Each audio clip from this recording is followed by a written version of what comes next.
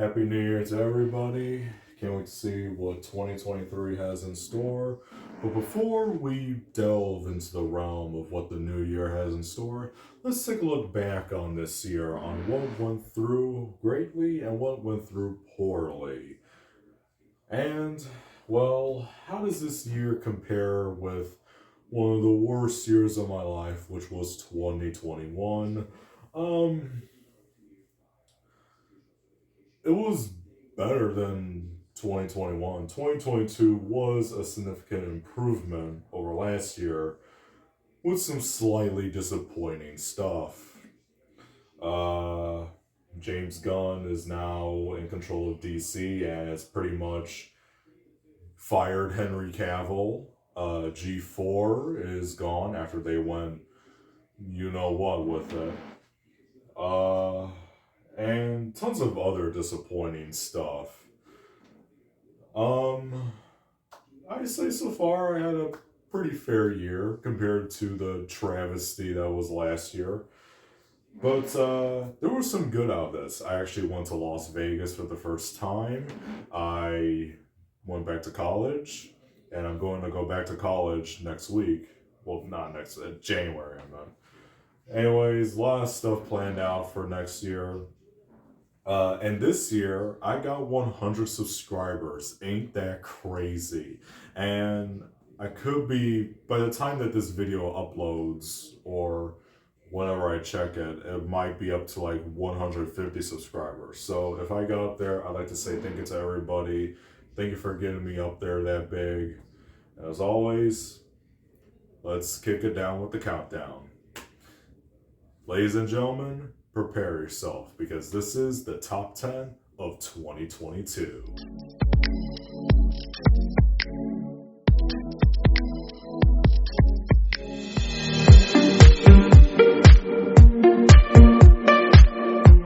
Number 10 is Peacemaker. So yeah, while I give that brief rant about James Gunn doing like firing Henry Cavill and all the other stuff to like reboot DC, Peacemaker was still a pretty good show before he did what he's doing now with DC. Peacemaker's a really good show. Who would have known that John Cena, of all the WWE wrestlers, was actually perfect for the role? This is basically their answer to Deadpool. That's what it is. It's just DC's Deadpool. Cast is great. Show's funny as hell.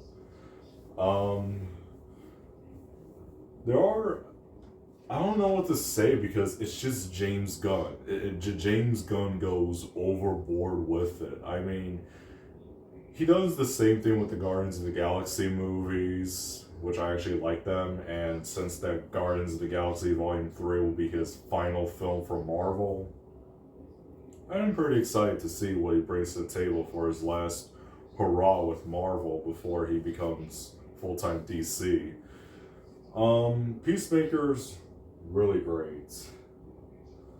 Great show, great story, great cast, great music, get everything. I don't know what the hell I just said, but hey, James Gunn just does whatever he wants, kind of like what I just did.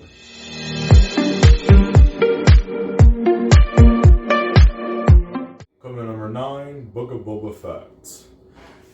Taking place right after The Mandalorian Season 2, Boba Fett is now the head of once he originally used to be.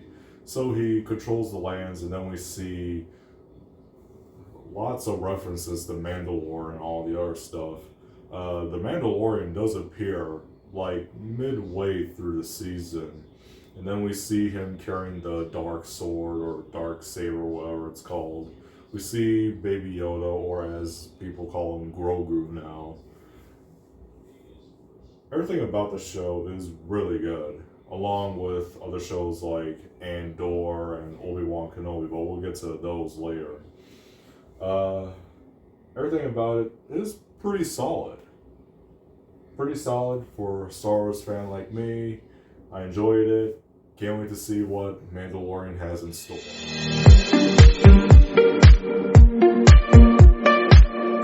Great, like I previously mentioned, Obi-Wan Kenobi.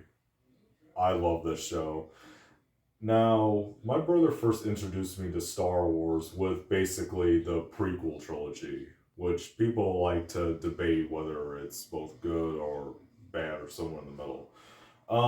I grew up with the prequel trilogy. That's how I became a Star Wars fan, and seeing this makes me relive the prequel trilogy days.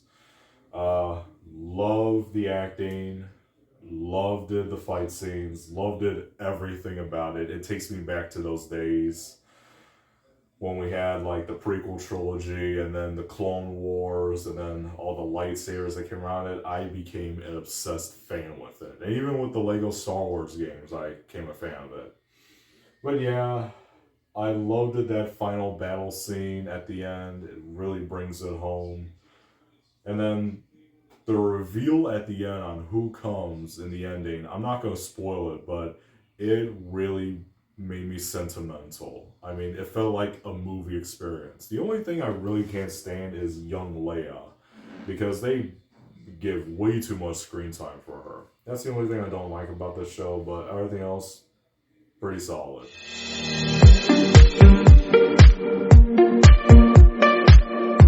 Number 7, Doctor Strange in the Multiverse of Madness. Now, this may be controversial to some people, but I actually loved it, this movie.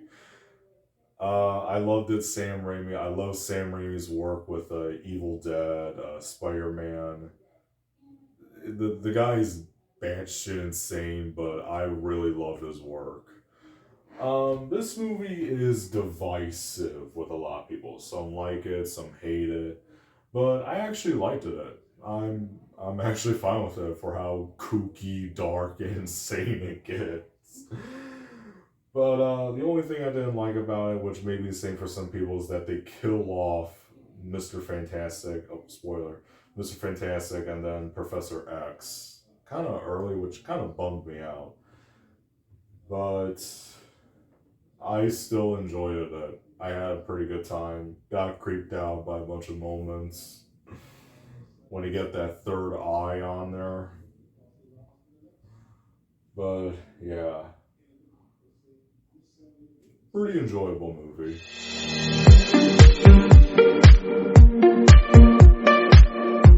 Coming number 6, Sonic Frontiers. I'm actually impressed. I'm actually impressed that Sonic Team finally came out of their senses and gave us a pretty damn good Sonic game. It may not be perfect in some places, but it's still a pretty damn good Sonic game. Even better than what came before with Forces and Lost World, even though I never played it. But I love what they did. I love the open world aesthetics. The controls feel really good. The boss fights are epic and insane. The soundtrack is insane. I keep replaying it over and over again while I'm working out. Yes, I've been working out. I've been trying to lose weight. Everything about this game it's a step in the right direction. It may not be the best Sonic game ever made, but it's good. It's good enough for what it is. Hopefully we get more Sonic games like this, and I hope this stays as a permanent thing where we get more open world Sonic games, or open zoned as they like to call it. But I'm pretty excited for what the Blue Blur has in store for video games, if this lays the foundation for more. But anyway, on to number 5. That's not a good number 5. Yeah, it's time.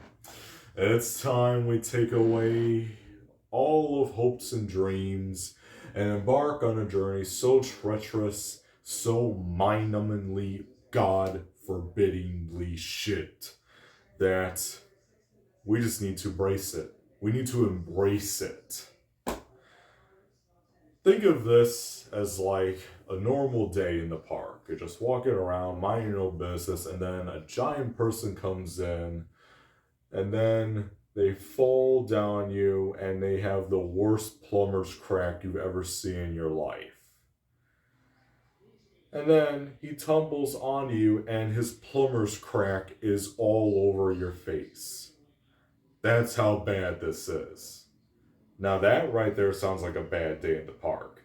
But that bad day is equivalent to these five horrendous things that came out of this year. Brace yourselves, people. It's none other than 2022's Bottom 5.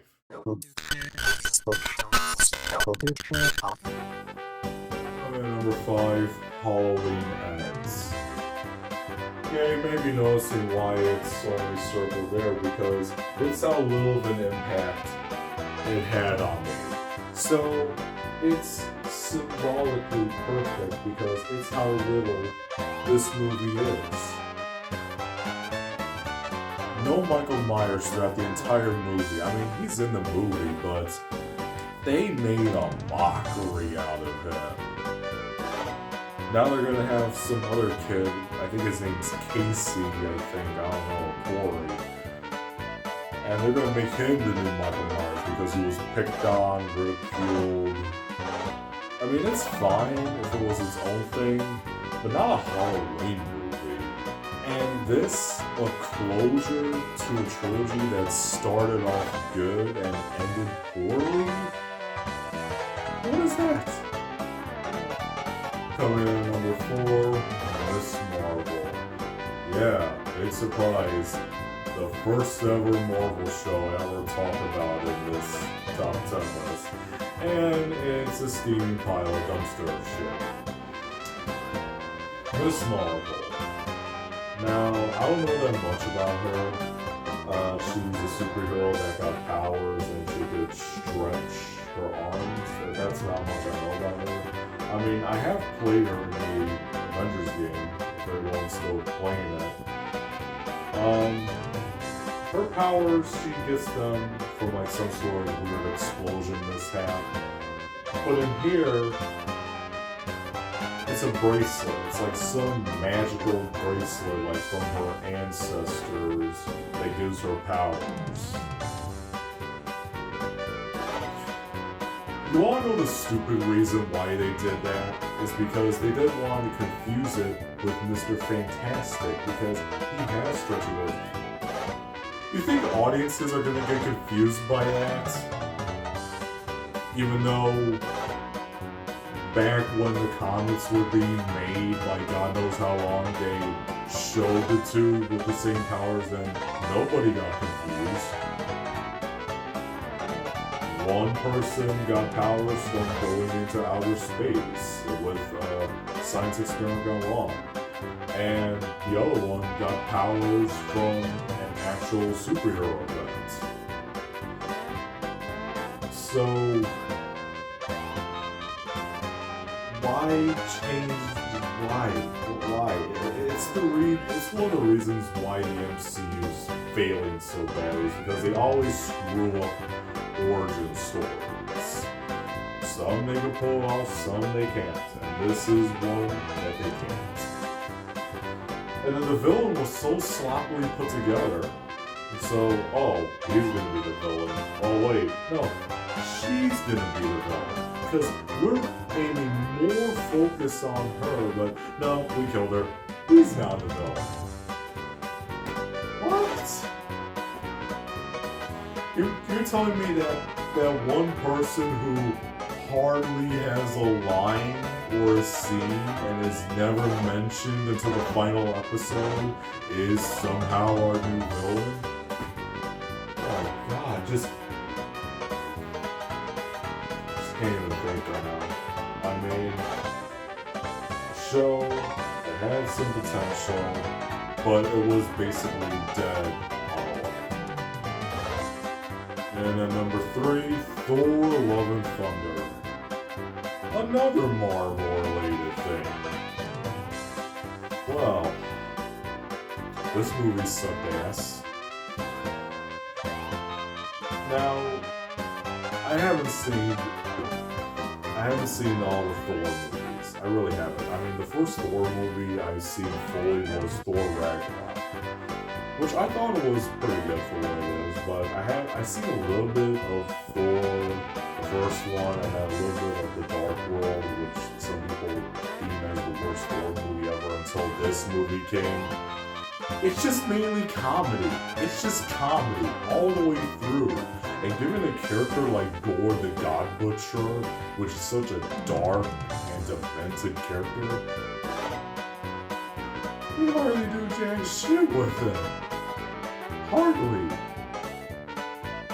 It plays out like a sitcom. The whole thing is a sitcom. It's just jokes that are too cheesy and horrible looking CG, even with that floating boy head when he was talking. And it looked bad in theaters and it still looks bad on Disney Plus. And then they did like references like, oh, we're gonna put like Thor's Infinity Gauntlet with an ice cream cone. That was just a jumping the shark moment right there. And then Jane, who I thought was going to be the new Thor, but no, she dies. Another Thor movie that has a death-related thing. I mean, how many Thor movies have we had that include death scenes in them? I'd say, like 2? When he thought his brother died and now his ex-girlfriend died. 2 movies. Ain't 2 enough? But now we're gonna have, I guess, Thor's daughter be the mighty Thor, which it's supposed to be Jane Foster. But no, we're gonna get Gore's daughter, which we only see her in the beginning. No line of dialogue. And then we're gonna went into the very end of the movie, which we hardly know jack shit about his daughter. But oh, we're gonna make her the new Mighty Thor.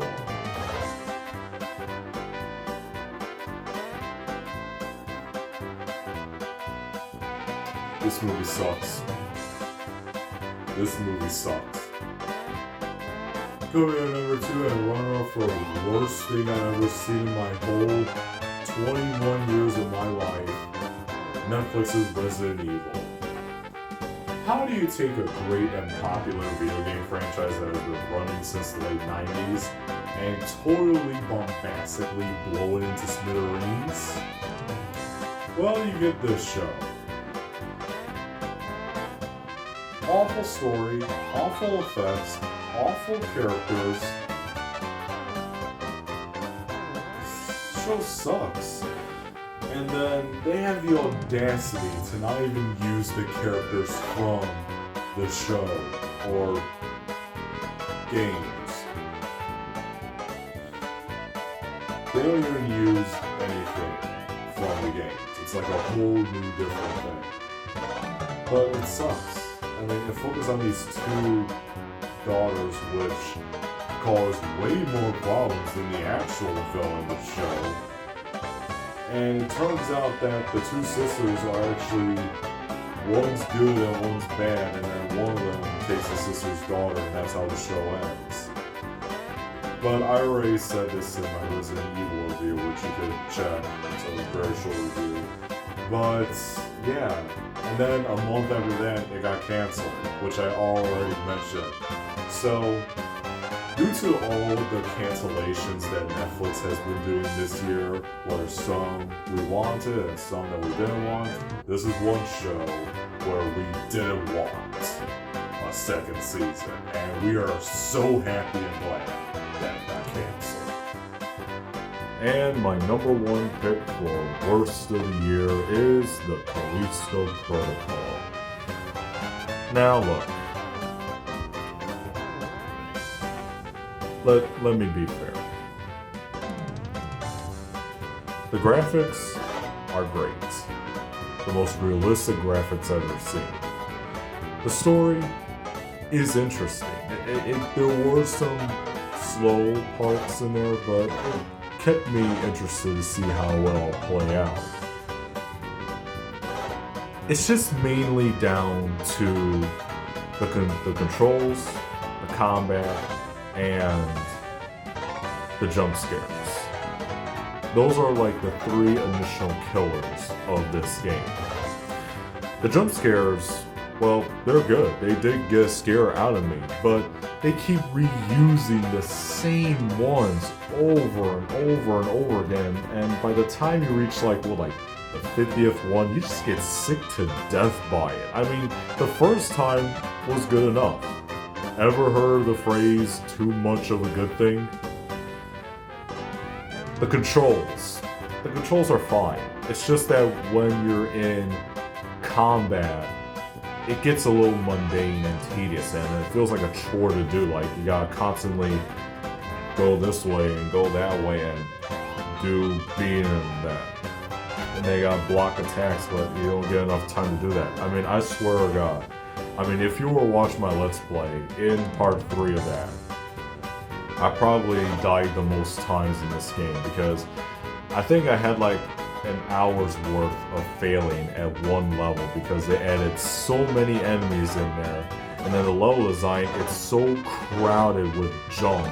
All this shit surrounding you, like crates, broken metal, or whatever they call it.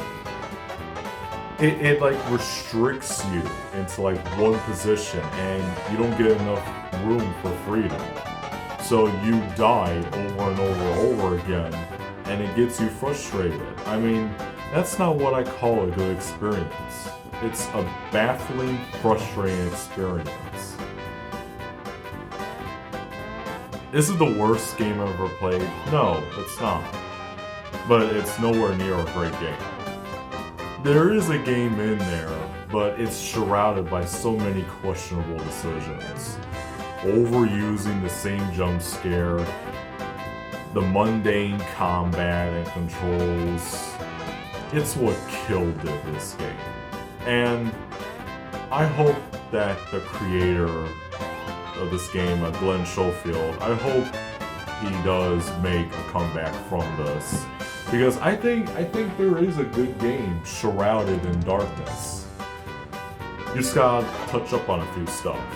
But hopefully we got some more DLC coming, which will expand the story, so maybe it could get a little better. But speaking of Dead Space, there's a Dead Space remake coming out the end of January. So since I got a little taste of what this game had to offer, shitty taste, I'll see what the Dead Space remake has to offer, and who knows. I never played the first Dead Space game, but I do have the 360 game. But I'm interested to try out what the remake has, because I heard that they changed that stuff to make it more cinematic. Whether that's a good thing or a bad thing, we'll have to wait and see. But as of now, the Callisto Protocol, it's not a protocol that I'm worth convincing. And that's it. That's the bottom of the worst. I don't know what the hell I just said, but you get the point. Anyway, let's move away from the list and take a look at some that are worth talking about. Let's take a look at number 5.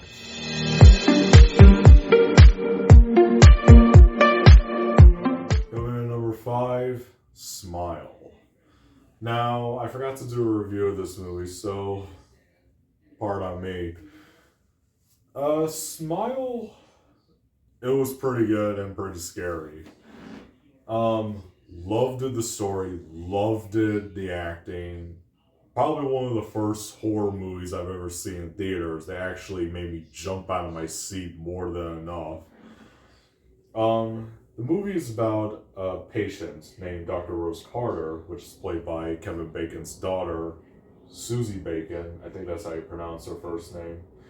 After witnessing a bizarre incident, she now sees visions of other people smiling.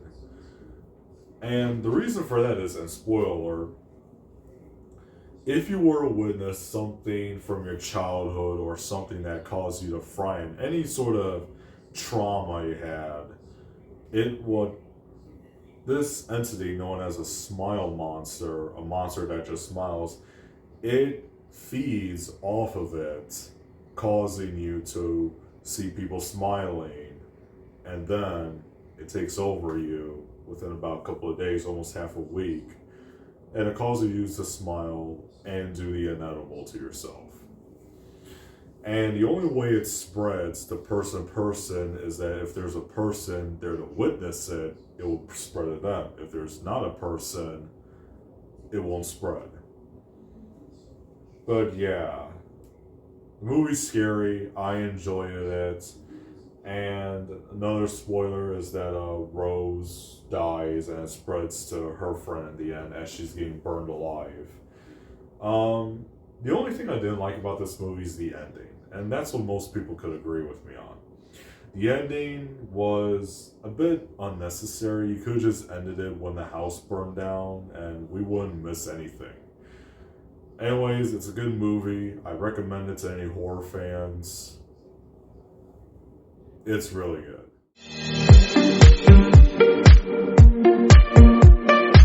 Number 4, Sonic the Hedgehog 2. The sequel to the first Sonic the Hedgehog movie that was released over 2 years ago already. Yeah. Now, I wasn't a big fan of the first one because it was just like a generic run-of-the-mill family film. I mean, it was still a pretty good movie, but it felt generic. This movie is really good. Way better than the first. We got Knuckles, Tails, Jim Carrey back as Robotnik. Everything about this movie is good, especially the ending. The ending where they recreate the game, where they got the giant death robot. I think that's what it's called. And they have the fight scene just like the game, kind of reminiscent of Sonic Heroes at the end. And then, spoiler alert, when we get Super Sonic, it's really good. It looks great in live action. And then to top it all off, we got Shadow at the end. Shadow the Hedgehog for Sonic 3. Who knows what Shadow will bring to the table.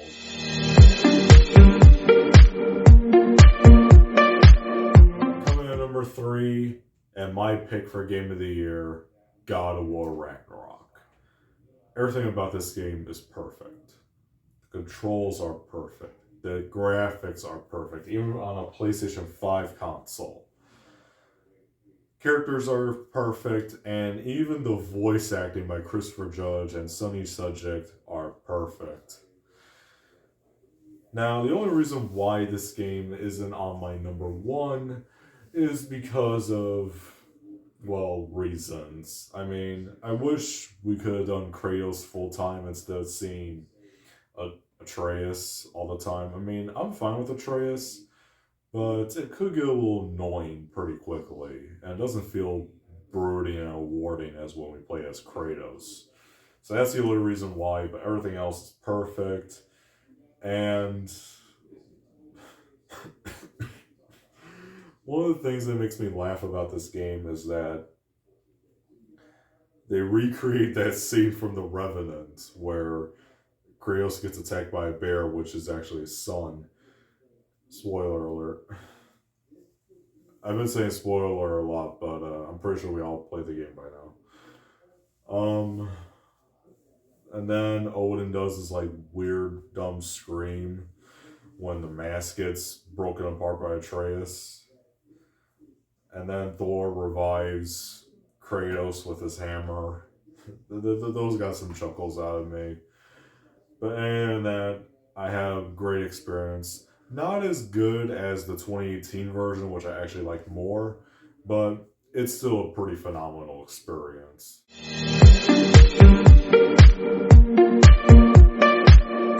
And number 2, The Batman. Who would have thought that a guy who spends most of his life making Twilight movies that are being watched by girls who think 50 Shades of Grey is a cult classic, which it's not, turned out to be one of the best representations of Batman anyone can conceive. I was surprised by how good this movie is. The soundtrack is good, done by Michael Gargano, which done the MCU Spider-Man films and The Incredibles. You got Catwoman, Riddler, Penguin. They're all in there. They play their parts good. Robert Pattinson does his part really good. There were some times where I did snicker a bit at stuff. I was kind of giggling because of how weird and insane it is. Every time he screams, he just opens his mouth up. As soon as he was like about to cut the wire, he was like,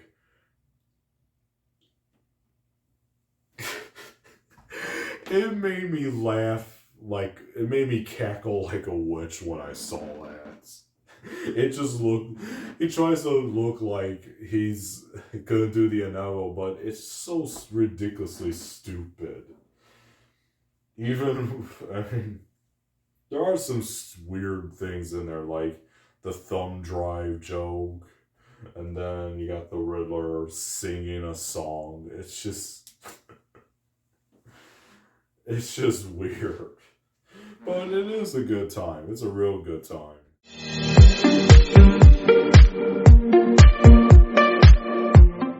And finally, number one, Avatar: The Way of Water. This might be a controversial pick. I mean, some of these might be controversial to some people, but this is just my list. But Avatar: The Way of Water, 13 years after the first movie. Now, the first movie was like any other. It pioneered the way we saw movies. The CG at the time was stellar. The story, although simple and basic, but the CG is what carried the movie all the way throughout. And it's what made the box office juggernaut it is now. So 13 years later, we got a sequel, Avatar: The Way of Water. And how is it? Well, it's good. It's really good. Like I said, the story is simple and basic, but the CG in this movie is still top notch. I went to see this movie in IMAX at my local movie theater, and they played the movie in like 60 frames per second. So I went to the IMAX screening, and the past IMAX screens I went to, it played movies in like standard definition, like was it like 30 frames? But now that they updated it for like DTS sound, they updated the quality of it, so now it could do DTS-X sounding and it could do 60 frames per second. And man, the whole movie was in 60 frames, and see it on a big screen like that, it was really revolutionary. It felt like you were actually there, and then it's like they were leaping off the screen and you were immersed into this world. They tried to recreate the first one, and they did a pretty good job in recreating it. And I was just so amazed by all of this. I was in awe. And then when the movie ended, everyone got up and cheered like if it was like a football game. They were standing up, clapping, they were whistling. It was epic. And that's why Avatar: The Way of Water is my number one pick of this year. And that's it. That concludes my top 10 list of 2022. Hope you guys enjoyed it. If you like this video, please comment down below.